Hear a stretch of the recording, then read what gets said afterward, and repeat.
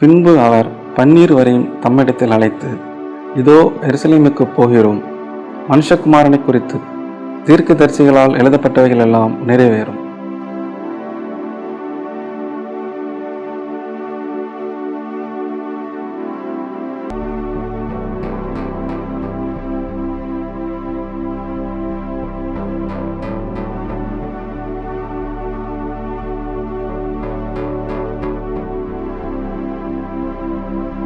கர்த்தராகிய இயேசு கிறிஸ்துவின் ஈடு நேற்று நாமத்தினாலே உங்கள் அனைவருக்கும் என்னுடைய வாழ்த்துக்களை தெரிவித்துக் கொள்கிறேன். இந்த லெந்து நாட்களிலே ஒவ்வொரு நாளும் இந்த மாலை நேரத்திலே ஒவ்வொரு வசனங்களை ஒவ்வொரு தேவ ஊழியக்காரர்கள் உங்கள் மத்தியிலே பிரசங்கித்து வருகிறார்கள். இந்த நாளிலும் உங்களோடு கூட தியானிக்கும்படியாக கொடுக்கப்பட்ட வேத வசனம் எல்லாருக்கும் தெரிந்த வசனம். கிறிஸ்தவர்களாக இருக்கிற எல்லா சிறு பிள்ளைகள் முதற்கொண்டு பெரியவர்கள் வரைக்கும் எல்லாருக்கும் தூக்கத்தில் எழுப்பி கேட்டாலும் தெரியக்கூடிய வசனம். யோவான் 3வது அதிகாரம் 16வது வசனம் வாசிக்கலாம். தேவன் தம்முடைய ஒரே பேரான குமாரனை விசுவாசிக்கிறவன் எவனோ அவன் கெட்டு போகாமல் நித்திய ஜீவனை அடையும்படிக்கு அவரை தந்தருளி இவ்வளவாய் உலகத்தில் அன்பு கூர்ந்தார். நாம் தலைகளை தாழ்த்தி ஜெபிப்போம். எங்கள் நல்ல தகப்பனே, அப்பா, உம்முடைய வேதத்தின் அதிசயங்களை நாங்கள் காணத்தக்கதாய் அப்பா எங்களுடைய இருதயத்தையும் எங்களுடைய ஆத்மாவையும் நீர் உயிர்ப்பித்தருளும்படியாய் நாங்கள் ஜெபிக்கிறோம். உம்முடைய அந்த ஆவியானவருடைய வழி நடத்துதலை நாங்கள் ஒவ்வொருவரும் உணர்வதற்கு நீங்கள் உதவி செய்யுங்க. இயேசுவின் மூலம் ஜெபிக்கிறோம் நல்ல பிதாவே, ஆமேன். இந்த நாட்களில் நிறைய காரியங்களை கிறிஸ்தவர்கள் பின்பற்றி வருகிறார்கள். 40 நாளில் வேதம் வாசிப்பது, 40 நாள் மாமிசம் சாப்பிடாமல் இருப்பது, பூ வைக்காமல் இருப்பது என்று சொல்லி இந்த உலக பிரகாரமான அநேக காரியங்களை பின்பற்றி வருகிறார்கள். ஆனால் வேதத்தின் மகத்துவங்களை நம்ம அறிவது மிகவும் அவசியம். ஏதோ ஒரு புக்கு மாதிரி வாசிச்சுட்டு போகிறதுனால இதில் உள்ள நன்மைகளை நம்ம அடைய முடியாது. நம்ம அவரை அறிந்திருக்கிறோம், அவரை விசுவாசிக்கிறோம், அதன்படி நம்மளுடைய வாழ்க்கையும் மாற வேண்டும். இந்த நாட்களில் இந்த யோவான் 3வது அதிகாரம் 16வது வசனம் இப்படியாக நாம் வாசித்ததின்படியாய் தேவன் தம்முடைய ஒரே பேரான குமாரனை விசுவாசிக்கிறவன் எவனோ அவன் கெட்டு போகாமல் நித்திய ஜீவனை அடையும்படிக்கு அவரை தந்தருளி இவ்வளவாய் உலகத்தில் அன்பு கூர்ந்தார். முதலாவது விசுவாசிக்கிறவன், 2வது கெட்டு போகாமல், 3வது நித்திய ஜீவன், 4வதாக அன்பு கூர்ந்தார். இதை குறித்து ஒரு சில காரியங்களை வேத வசனத்தின் ஆதாரத்தின் அடிப்படையிலே உங்களோடு கூட பேச விரும்புகிறேன். முதலாவது விசுவாசிக்கிறவன். ஏன்னா வேறு ஒரு நாமம் இல்லை. அப்போஸ்தலர் 4வது அதிகாரம் 12வது வசனம் இப்படியாக சொல்கிறது, அவராலே அன்றி வேறொருவராலும் இரட்சிப்பு இல்லை, நாம் இரட்சிக்கப்படும்படிக்கு வானத்தின் கீழெங்கும் மனுஷருக்குள்ளே அவருடைய நாமமே அல்லாமல் வேறொரு நாமம் கட்டளையிடப்படவும் இல்லை. ஏன்னா இயேசு என்ற நாமத்தை தவிர வேற ஒரு நாமம் இல்லை. எனவே நம்ம ஒவ்வொருவரும் அவர் நமக்காக இந்த உலகத்தில் பிறந்தார், நம்மளுடைய பாவங்களை அவர் ஏற்றுக்கொண்டார், நாமவே அவர் மரித்தார், நமக்காகவே அவர் உயிர் தெழுந்தார். இந்த சத்தியத்தை ஒவ்வொருவரும் விசுவாசிக்கணும். அந்த விசுவாசிக்கிறவன், ஏன்னா பிதா இயேசுவை எல்லாருக்காகவும் இந்த உலகத்தில் உள்ள எல்லா ஜனங்களுக்காகவும் தான் அனுப்பினார். ஆனால் அதை எவன் விசுவாசிக்கிறானோ அவன்தான் விசுவாசி என்று அழைக்கப்படுகிறான். இந்த சத்தியங்களை இயேசுவை மாத்திரம் இயேசுதான் அப்படின்னு சொல்லி யார் விசுவாசிக்கிறாங்களோ அவர்கள்தான் விசுவாசிகள் என்று அழைக்கப்படுகிறார்கள்.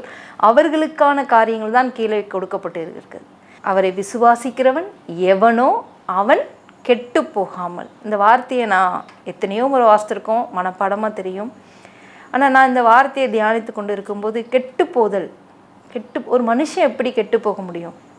உணவுப் பொருட்கள் கெட்டு போகலாம், உணவுப் பொருள் தயாரிக்கிறதற்காக வாங்குகிற பொருட்கள் கெட்டு போகலாம், காய்கறிகள், பழங்கள், மற்ற இந்த உலகத்தில் மனிதனால் உண்டாக்கப்பட்ட எல்லா காரியங்களும் அது கெட்டு போகலாம். ஆனால் ஒரு மனிதன் எப்படி கெட்டு போக முடியும்? கெட்டு போதல் என்றால் ஒரு பொருளானது எந்த நிலைமையில் அது இருக்கணுமோ அந்த ஸ்ட்ரக்சரில், இப்போ கேக்குனா அந்த ஸ்பாஞ்ச் ஸ்ட்ரக்சரில் இருக்கணும், சாதம்னா அது சரியான அந்த பதத்தில் இருக்கணும். அதுதான் அதனுடைய சரியான நிலைமை.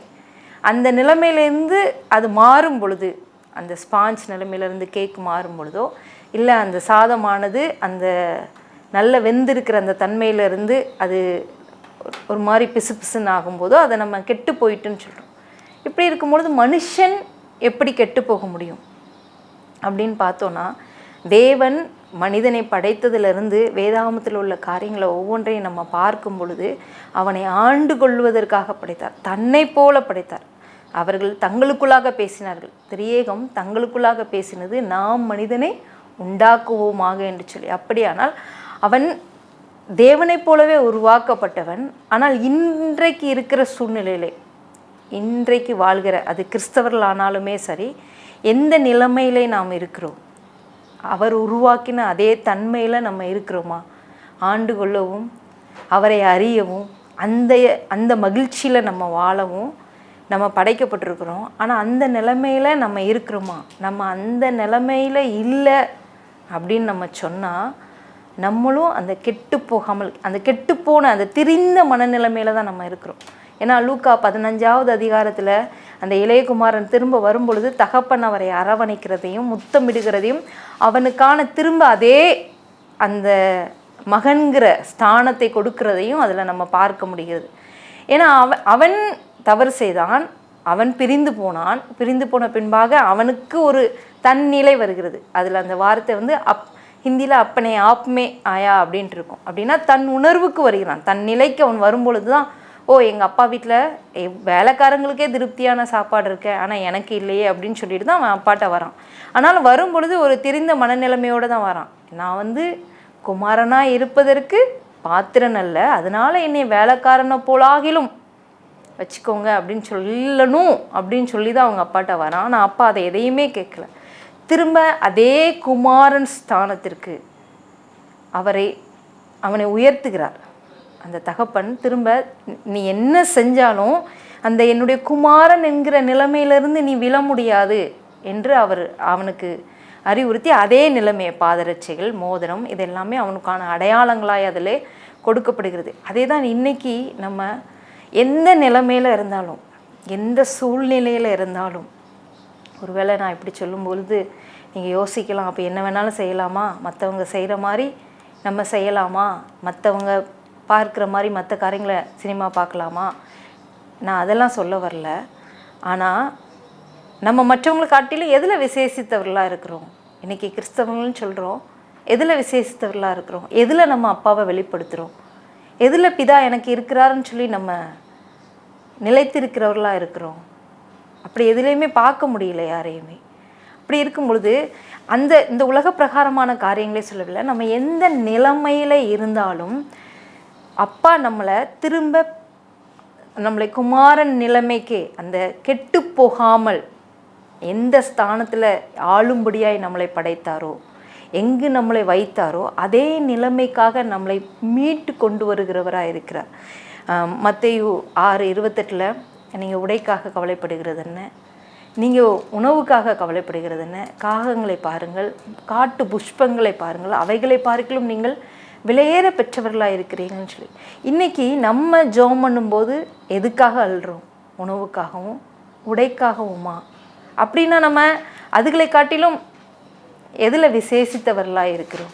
அவர் நம்மை விசேஷித்தவர்களாய் அழைத்திருக்கிறார். பயம், இன்றைக்கி மனிதர்கள் இருக்கிற சூழ்நிலைகள், நம்மளை சுற்றி நடக்கிற சம்பவங்கள், அனுதினமும் கேள்விப்படுகிற, நியூஸில் கேட்கிற, பார்க்கிற சம்பவங்கள், மனிதர்கள் எந்த நிலைமையில் இருக்கிறாங்க, கொலை, கொள்ளை, பாலியல் சீண்டல்கள், எவ்வளோ ஒரு மோசமான சூழ்நிலைக்குள்ளாக இந்த உலகம் தள்ளப்பட்டு இருக்கிறது என்பதை பார்க்க முடிகிறது.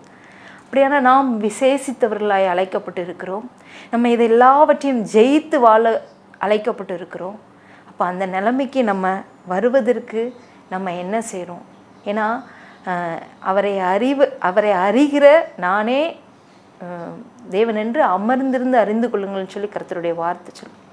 நம்ம அவரை அறியும் பொழுது தான், நான் இது எனக்கு தகுதி கிடையாது, நான் செய்கிற இப்படிப்பட்ட காரியங்கள், இந்த செயல்கள் நான் மனிதன் என்பதற்கு தகுதி கிடையாது, ஏன்னா நான் தேவ சாயலின்படியாய் படைக்கப்பட்டிருக்கேன், அவர் என்னை ஆளும்படியாக இந்த உலகத்தில் வைத்திருக்கிறார்.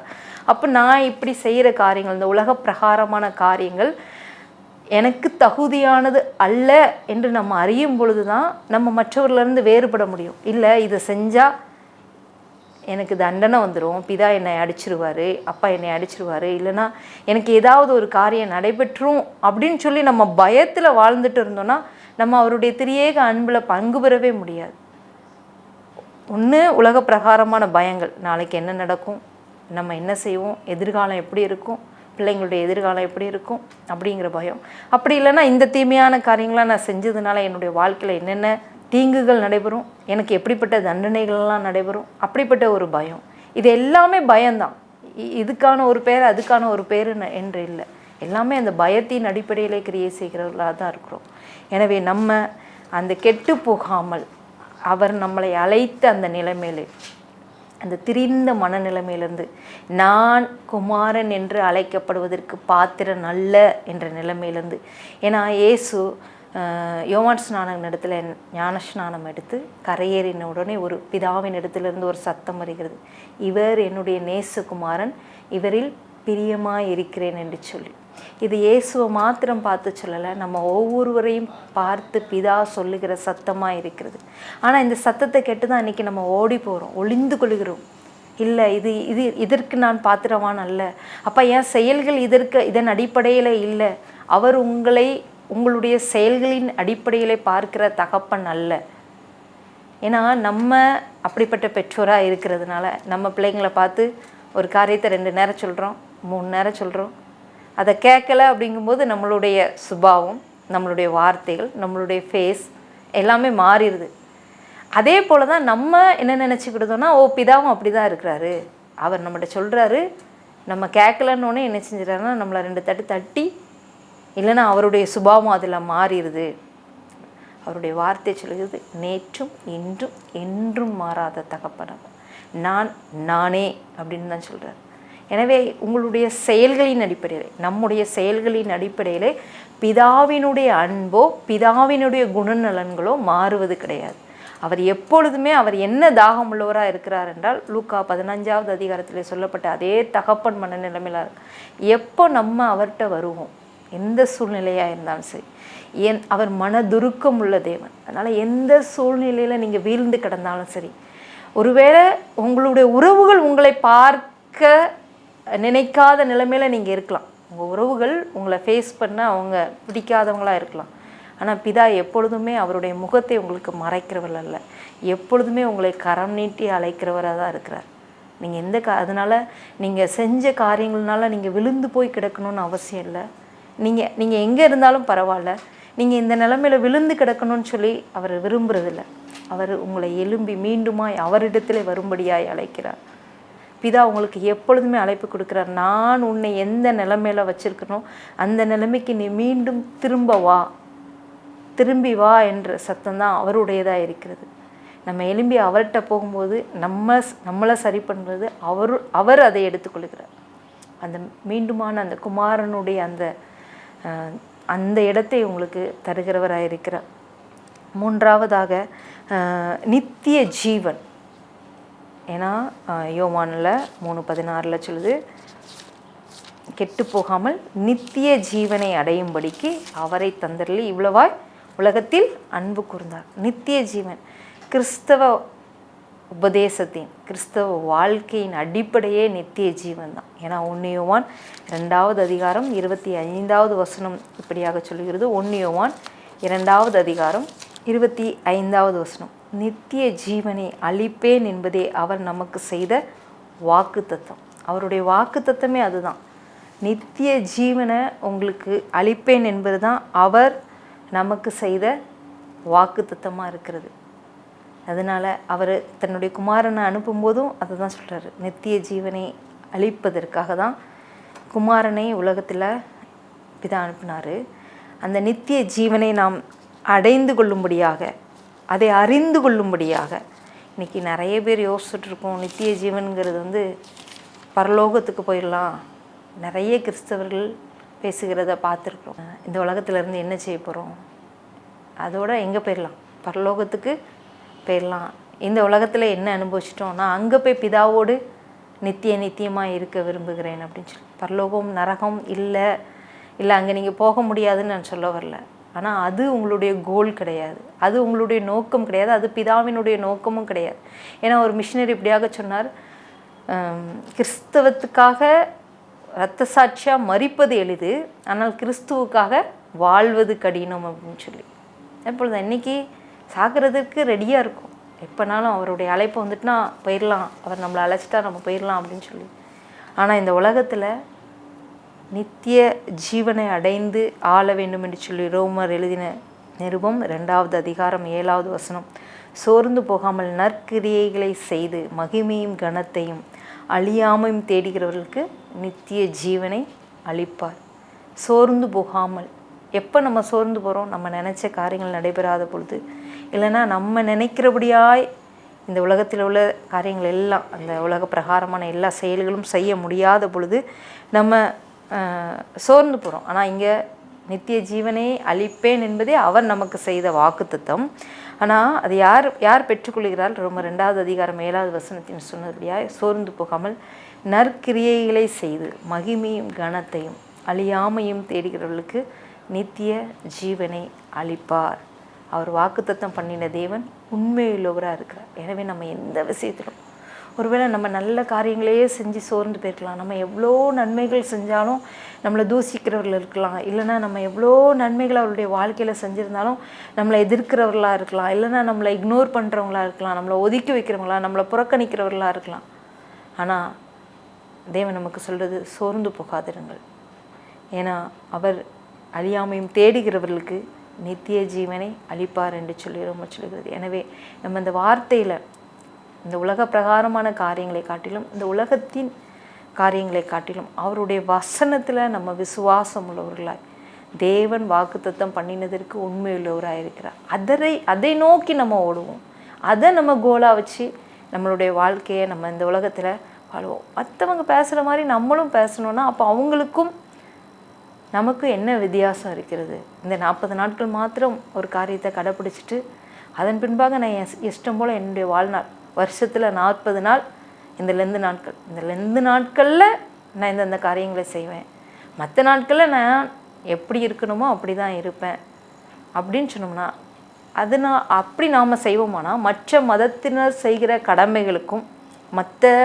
மதத்தினர் செய்கிற சடங்காச்சாரங்களுக்கும் நமக்கும் எந்த வித்தியாசமும் கிடையாது. நம்ம அவரை அறிகிற அவருடைய வார்த்தைகளை நம்ம தியானிப்பதிலும், அவரை அறிகிற அறிவிலும், அவர் நம்மோடு பேசுவதை கேட்பதிலும் எவ்வளவு ஆர்வமுள்ளவர்களாக இருக்கிறோம். ஒரு நாளைக்கு ஒருத்தவங்களுடைய மெசேஜ் கேட்டோமா அதோட முடிஞ்சிடுச்சு. அவர் மெசேஜ் மூலமாக பேசுகிறாரா? மற்ற ஊழியக்காரங்களுடைய மெசேஜ் மூலமான கண்டிப்பாக. ஆனால் அவர் தன்னுடைய பிள்ளைகளோடு முகமுகமாய் பேச விரும்புகிற தேவன், உங்களோடு கூட தனிப்பட்ட விதத்தில் பேச விரும்புகிற தேவன். அதற்காக நம்ம எவ்வளோ நேரம் அவருடைய சமூகத்தில் உட்காரோம், எவ்வளோ நேரம் அவர் பேசுகிறத கேட்குறோம். நம்ம பேசுகிறதெல்லாம் அவர் கேட்கணும்னு நம்ம விரும்புகிறோமே, ஆனால் அவர் பேசுகிறதை நாம் கேட்க விரும்புகிறோமா?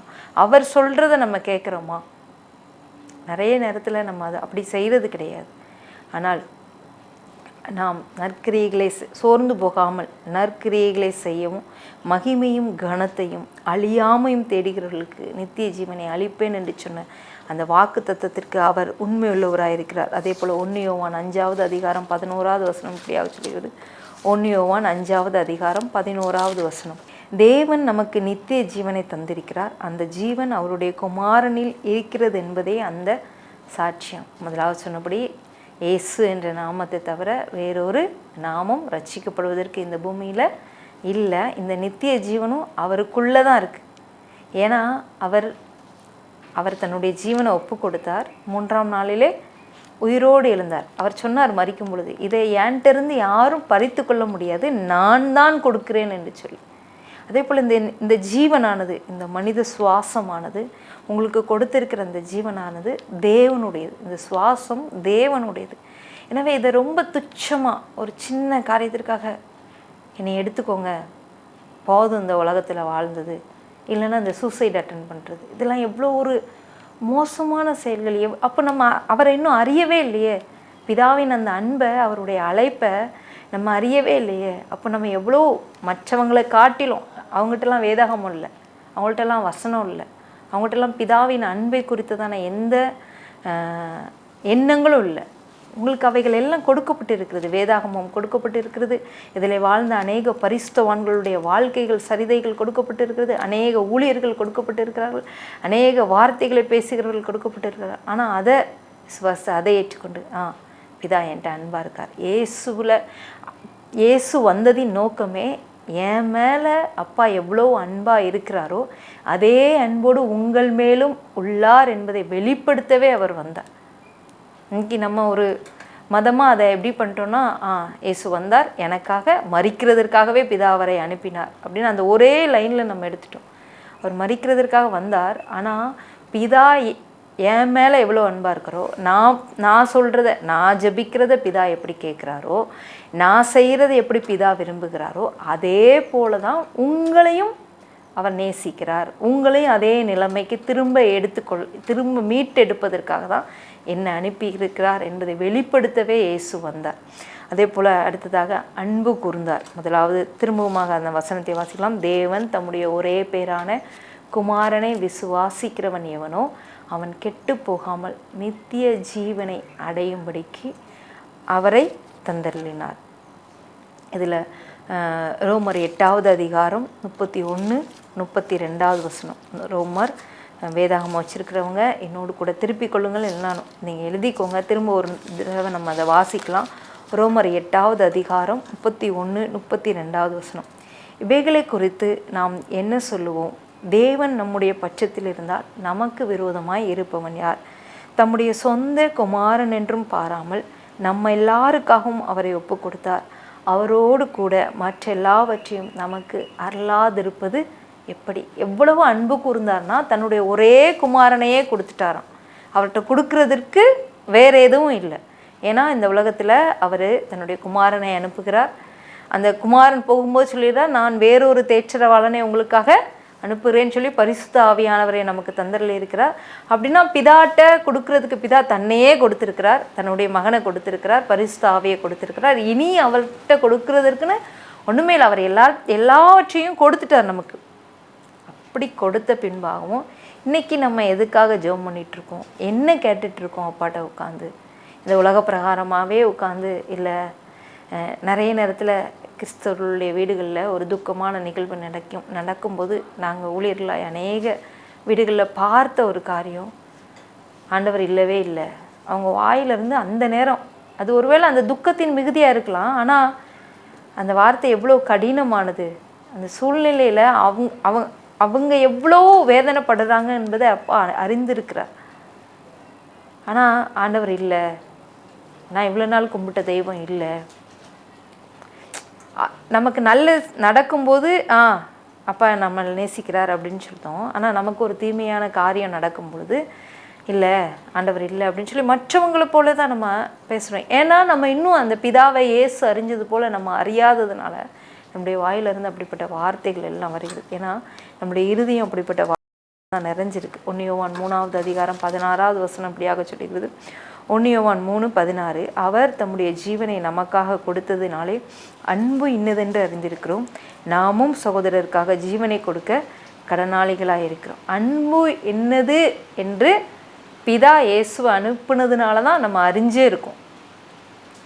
அப்படிப்பட்ட அந்த அன்பு வேறொருவரும் நம்ம மேலே செலுத்த முடியாத அன்பு, வேறொருவரும் நம்ம மேலே காட்ட முடியாத அன்பு. இந்த உலக பிரகாரமான எந்த மனிதர்களும் நம்ம மேலே காட்ட முடியாத ஒரு அன்பு பிதா நம்ம மேலே காட்டியிருக்கிறார். குமாரனை நேசித்தது போல் எந்த சூழ்நிலையிலும், எப்படிப்பட்ட கடினமான சூழ்நிலையில் ஒருவேளை நீங்கள் இந்த நிலைமையில் இந்த நேரத்தில் இருந்தாலும், அது பொருளாதாரமாக இருக்கலாம், இல்லைன்னா சரீர பிரகாரமாக இருக்கலாம், இல்லைன்னா உங்களுடைய வேலை நிமித்தமாக இருக்கலாம், எந்த காரியமாக கூட இருக்கலாம். இந்த நேரத்தில் அப்பா இந்த சூழ்நிலையில் என்னால் உண்மை அறிய முடியலையே அப்படின்னு நம்ம அவர்கிட்ட போகும் பொழுது, ஒருவேளை நம்ம நினைக்கலாம், நம்ம ஜெபம் பண்ணோம், எவ்வளோ கேட்டோம், எவ்வளோ பிரயாசப்பட்டோம் அப்படின்னு சொல்லி நம்ம ஆண்டவர் மேலே பழி போடுகிறவர்களாக இல்லாமல் அந்த நேரத்தில் நம்ம உட்காந்து, அப்பா இந்த சூழ்நிலையில் நான் உண்மை அறிகிறேன், உண்மை அறிய விரும்புகிறேன் அப்படின்னு நம்ம அவருடைய சமூகத்தில் நம்ம உட்காரும் பொழுது அவர் நம்மை தேற்றுகிறவராகவும் நம்மை வழி நடத்துகிறவராகவும் நம்ம மீட்டெடுக்கிறவராகவும் இருக்கிறார். நம்ம அந்த தன் நிலைமைக்கு திரும்புவோம். இப்பொழுது இருக்கிற இந்த திரிக்கப்பட்ட மனநிலைமையிலிருந்து எனக்கு எந்த நன்மையும் நடக்காது, இல்லைனா என்னுடைய கஷ்டம் யாருக்கும் தெரியாது, இல்லைனா என் சூழ்நிலை யாருக்குமே வந்தது கிடையாது, என்னை என்னை இதிலிருந்து யாராலையும் காப்பாற்ற முடியாது, நான் இப்படியே தான் இருக்கணும் அப்படின்னு சொல்கிற இந்த நிலைமையிலேருந்து, இந்த திரிக்கப்பட்ட கெட்டுப்போன தன்னிலையில் இல்லாத இந்த நிலைமையிலிருந்து, ஒருவேளை அப்படிப்பட்ட சூழ்நிலையிலே நீங்கள் இருப்பீர்களே ஆனால் அவர் உங்களுக்காக தன்னுடைய குமாரனையே அனுப்பியிருக்கிறார். ஏன்னா உங்கள் மேலே அன்பு கூர்ந்ததினால, உங்கள் மேலே அவருடைய நேசமும் பாசமும் இருந்ததுனால, உங்களை அவரை நேசித்ததுனால தன்னுடைய சொந்த குமாரனை அனுப்பியிருக்கிறார். எனவே நம்ம அந்த நிலைமைக்கு மீண்டு வருவோம். நம்ம அந்த திரிந்த மனநிலைமையிலிருந்து மீண்டு வரும்படியாய் தேவன் நமக்கு அழைப்பு கொடுக்கிறார். எவ்வளோ பேர் மற்ற தெய்வங்களை வணங்குனதுலேருந்து ஏதோ ஒரு சூழ்நிலையில் இயேசுனுடைய அன்பினால் தொடப்பட்டு ஆண்டவரை விசுவாசித்து கிறிஸ்தவர்களாகிறார்கள். ஒருவேளை பேர் கூட மாற்றியிருக்கலாம்.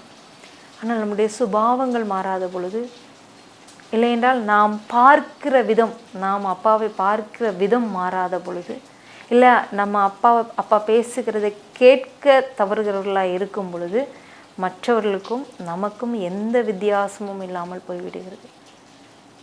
எனவே அப்பா இன்னைக்கு உங்களுக்கு அழைப்பு கொடுக்கிறார். நீங்கள் அந்த நிலைமைக்கு திரும்பி வரும்படியாக, நீங்கள் விசுவாசிக்கிற அந்த இயேசு உங்களை எல்லாவற்றிலிருந்தும் மீட்டெடுக்க வல்லவராக இருக்கிறார்.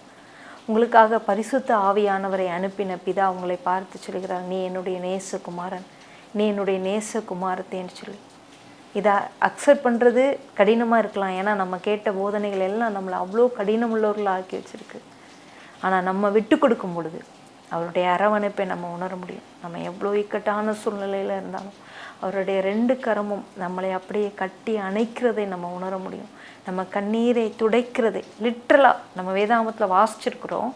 அவர் உங்கள் கண்ணீரை எல்லாம் துடைப்பான்னு சொல்லி அதை நீங்கள் அனுபவிக்க முடியும்.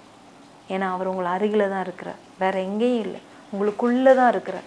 நீங்கள் எங்கேயும் தேடி ஓடி செலவழித்து போகக்கூடிய தூரத்தில் அவர் இல்லை. அவர் உங்கள் அருகாமையிலே உங்களுக்குள்ளே இருந்து உங்களோடு கூட பேசுகிற தெய்வமாக இருக்கிறார். எனவே இந்த நேரத்திலே, இந்த 2 நாட்களை நம்ம அதற்கென்று பயன்படுத்தி கொள்வோம். வெறும் இந்த 40 நாட்கள் மாத்திரமல்ல, தொடர்ந்து இந்த காரியங்களை நம்மளுடைய வாழ்க்கையில் அபியாசப்படுத்துவோம். நம்ம வளருவோம். நம்ம சிறு பிள்ளைகளாக இல்லாமல் நம்ம வளருவோம். இந்த சத்தியத்தில் நம்ம ஒவ்வொரு நாளும் வளருவோம். இந்த சத்தியம் நம்மளை எந்தெந்த காரியங்கள் எல்லாம் விடுதலையாக்குகிறதோ, எந்தெந்த காயங்களிலிருந்தெல்லாம் உங்களை விடுதலையாக்குகிறதோ, இல்லை எந்தெந்த பொய்களிலிருந்தெல்லாம் நம்ம விடுதலையாக்குகிறதோ, உங்களுடைய விடுதலை மற்றவர்களுக்கான விடுதலையாய் மாறுகிறது. நீங்கள் எந்த காரியத்திலிருந்து விடுதலை ஆகுறீங்களோ அதை லகுவாய் மற்றவர்களுக்கு நீங்கள் அந்த விடுதலையை அளிக்க முடியும். அப்படிப்பட்டவர்களாய் மாறும்படியாக, அந்த பிதாவை குறித்ததான தெளிந்த மனநிலைமை உள்ளவர்களாய், அந்த பிதாவின் அன்பை குறித்ததான தெளிந்த மனநிலைமை உள்ளவர்களாய் நம்ம மாறும்படியாக தேவன் நம்மை அழைக்கிறார். அதற்கு நம்ம ஒப்பு கொடுப்போம். இந்த காரியங்களை மீண்டுமாய் திரும்பவுமா அந்த வசனத்தை மாத்திரம் நம்ம வாசித்து முடிக்கலாம். தேவன் தம்முடைய ஒரே பேரான குமாரனை விசுவாசிக்கிறவன் எவனோ அவன் கெட்டு போகாமல் நித்திய ஜீவனை இருக்கும்படிக்கு அவரை நமக்காக தந்தரில் இருக்கிறார். எனவே அதை நம்ம அறிவோம், அந்த அறிதலுக்குள்ளாக நம்ம வருவோம். அவரை தந்தரில் இவ்வளவாய் உலகத்தில் அன்பு கூர்ந்தார். அந்த நேசத்தை, அந்த பாசத்தை, அவருடைய அரவணைப்பை நம்ம உணர்வோம். அதற்குள்ளாக நம்ம விட்டு கொடுப்போம். நம்முடைய இறுகிய மனநிலைமைகள் எல்லாம் தளர்த்தப்படட்டும். அவருடைய சமூகத்தில் நம்மளுடைய பொய்கள் எல்லாம் களையப்படட்டும். நம்ம முழுவதுமாக அவர் நம்மளை கரம் நீட்டி அழைக்கும் பொழுது, அந்த கரத்திற்குள்ளாக நம்மை அர்ப்பணிக்கும் பொழுது நம்மை தேற்றுகிறவராகவும், நம்ம இப்போ இருக்கிற எல்லா சூழ்நிலைகள், நீங்கள் இப்போ இருக்கிற சூழ்நிலைகள் எவ்வளோ கடினமாக இருக்குன்னு எனக்கு தெரியாது, ஆனால் அவருக்கு தெரியும். அதிலிருந்து அவர் உங்களை மீட்டெடுக்க வல்லமை உள்ளவராக இருக்கிறார். தேவன் தாம் இந்த வார்த்தைகளை ஆசீர்வதிப்பாராக. நம்ம ஜெபிக்கலாம். எங்களை நேசிக்கிற தகப்பனே, உம்மை நன்றியோடு துதிக்கிறோம், ஸ்தோத்தரிக்கிறோம். இந்த வார்த்தைகளுக்காக நாங்கள் உமக்கு நன்றி செலுத்துகிறோம். ராஜா, நீர் எவ்வளவாய் எங்கள் மேல் அன்பு கூர்ந்துள்ளீர் என்பதை அறியத்தக்கதான கிருபைகளை எங்களுக்கு தாங்க. இந்த 2 நாட்களிலே தகப்பனே, உபவாசத்தோடு அநேக தகப்பனே அப்பா ஜனங்கள் கண்ணீரோடு வேதனையோடு தாங்கள் கடந்து வந்த இந்த சூழ்நிலைகளிலிருந்து தங்களை விடுவிக்கும்படியாகவும், தாங்கள் இதிலிருந்து வெளியே வரும்படியாகவும் கதறிக்கொண்டு இருக்கிற ஜனங்களுடைய கண்ணீரை நீர் துடைக்கிறவராக இருக்கிறீர். ஒவ்வொருவரும் அந்த அரவணைப்பை உணரும்படியாய் நான் ஜெபிக்கிறேன். லிட்ரலாக, ஃபிசிக்கலாக அதை இந்த நேரத்தில் ஒவ்வொரு ஜனங்களும் உணரட்டும் ராஜா. உணரட்டும். நீர் அவர்களை அரவணைக்கிறதையும் அவர்களை தொடுகிறதையும் அவருடைய கண்ணீரை துடைக்கிறதையும் அவர்கள் உணரட்டும். இன்னும் உண்மை அறிகிற அறிவிலே வளரட்டும். நீர் எங்களை பார்த்து சொன்னீரே தகப்பனே, அப்பா இயேசுவை பார்த்து சொன்ன அதே வார்த்தை தகப்பனே, அப்பா இவர் என்னுடைய நேசகுமாரன், இவரில் நான் பிரியமாக இருக்கிறேன் என்று சொன்ன வார்த்தையின்படியே எங்களை ஒவ்வொருவரையும் நீர் அப்படியாகவே நேசிக்கிறீர் தகப்பனே. அப்பா அந்த ஆதாமின் அந்த விழுந்து போன மனநிலைமையிலேருந்து எங்களை மீட்டெடுக்கும்படியாக தான் நீங்கள் உங்களுடைய குமாரனை அனுப்பினீங்க. அதை இந்த நேரத்தில் ஒவ்வொருவரும் அறியத்தக்கதான கிருபைகளை நீங்கள் தரும்படியாக நாங்கள் செபிக்கிறோம். நான் சத்தியத்தை அறிவீர்கள், சத்தியம் உங்களை விடுதலையாக்கும் என்று சொல்லி உங்களுடைய வார்த்தை சொல்கிறது. நாங்கள் விடுதலையாகிற ஒவ்வொரு காரியங்களும் மற்றவர்களை விடுதலையாக்குகிறதா இருக்கிறது. அதற்காக நாங்கள் உமக்கு நன்றி செலுத்துகிறோம் ராஜா. நாங்களும் விடுதலையை அனுபவிக்கவும் மற்றவர்களுக்கும் அந்த விடுதலையை எடுத்து அப்போ அவர்களுடைய வாழ்க்கையில் நாங்கள் ஒர்க் பண்ணத்தக்கதான கிருபைகளை நீர் எங்கள் ஒவ்வொருவருக்கும் தரும்படியாக நாங்கள் செபிக்கிறோம். இதில் இந்த நாட்கள் அதற்கு உபயோகமுள்ளதாக இருக்கட்டும். வார்த்தையை கேட்கிற ஒவ்வொரு பிள்ளைகளும் இருதயத்திலும் நீர் பேசுகிறபடியால் நாங்கள் உமக்கு நன்றி செலுத்துகிறோம் ராஜா. ஆவியானவர் நீரே அவருடைய இருதயங்களை உமக்கு நேராக திருப்புகிற தேவனாக இருக்கிறது. அதற்காக உமக்கு நன்றி செலுத்துகிறோம். மீதியான நேரத்தையும் உம்முடைய கருத்துக்களை தாழ்த்தி தருகிறோம். இயேசுவின் மூலம் ஜெபிக்கிறோம் நல்ல பிதாவே. ஆமென், ஆமென். God bless you.